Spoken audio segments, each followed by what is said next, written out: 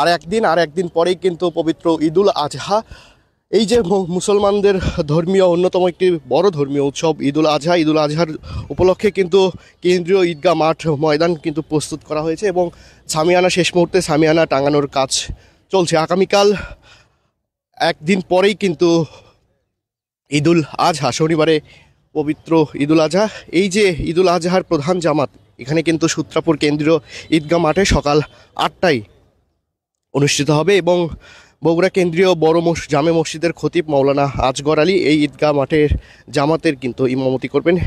এই জামাতে নারীরাও আদায় করতে পারবেন। গতবার যেমনটি হয়েছিল যে প্রথমবারের মতো নারীদেরকে ঈদের যে জামাতে নামাজ আদায় করার সুযোগ, সেই সুযোগটি দেওয়া হয়েছিল এবং এবারও সেই সুযোগটি থাকবে।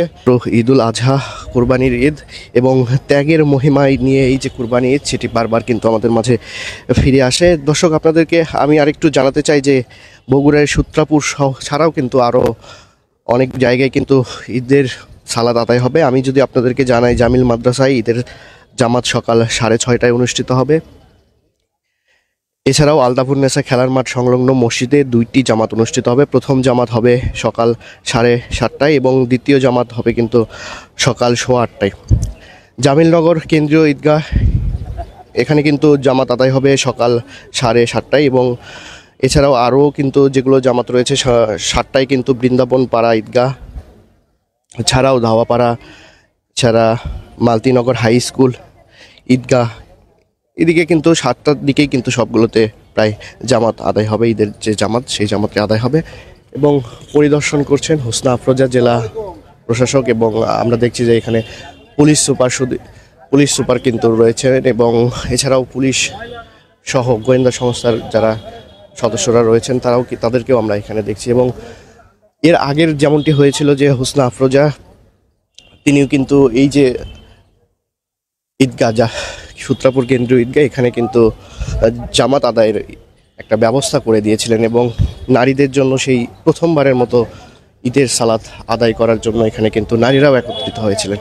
এবার দ্বিতীয়বারের মতো সূত্রাপুর কেন্দ্রীয় ঈদগাহ মাঠ, এখানে কিন্তু নারীরাও সালাত আদায় করবেন এবং আমরা দেখছি যে তিনি পরিদর্শনে এসে আসলে কথা বলছেন, এখানকার সংশ্লিষ্ট যারা রয়েছেন তাদের কাছ থেকে আসলে জানার চেষ্টা করছেন নিরাপত্তার বিষয়গুলো রয়েছে এবং এছাড়া বৃষ্টি হলে, বৈরী আবহাওয়া হলে কীভাবে সেটি মোকাবেলা হবে সেই বিষয়গুলো কিন্তু রয়েছে।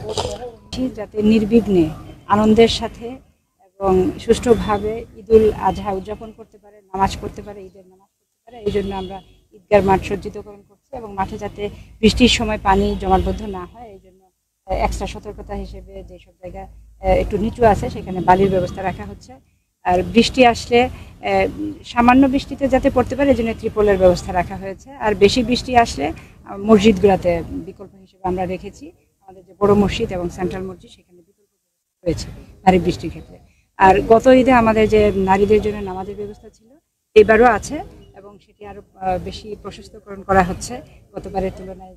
জায়গাটা আরো এখানে আমার মনে হয় যে এখানে যদি নামাজের জন্য আসেন তারা সুন্দরভাবে উৎসবের সাথে নির্বিঘ্নে নামাজ আদায় করতে পারে।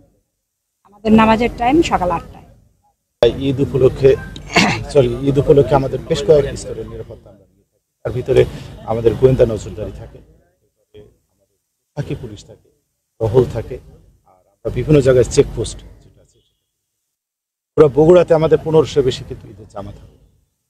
সবচেয়ে বেশি ঈদের জামাত হবে আদমদীঘিতে, বড় ঈদের জামাত হবে এখানে। এই উপলক্ষে আমাদের যে নিরাপত্তা ব্যবস্থা আমরা দেখে যাচ্ছি, রেখে করে যাচ্ছি এবং কাল থেকে আমাদের কিন্তু এটা সাপোর্ট হয়ে যাবে।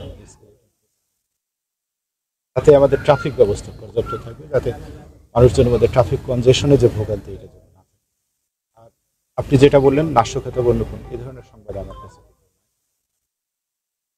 নির্বিঘ্নে, নিরাপদে এবং শান্তিপূর্ণ পরিবেশে উদযাপন করতে হবে।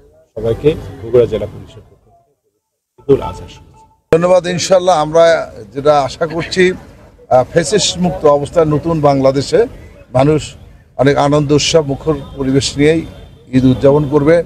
বিশেষ করে আমাদের জেলা প্রশাসক মহোদয় এবং পুলিশ সুপার মহোদয় এ ব্যাপারে অত্যন্ত বিভিন্নভাবে পর্যালোচনা করে বিভিন্ন পদক্ষেপ নিয়েছেন।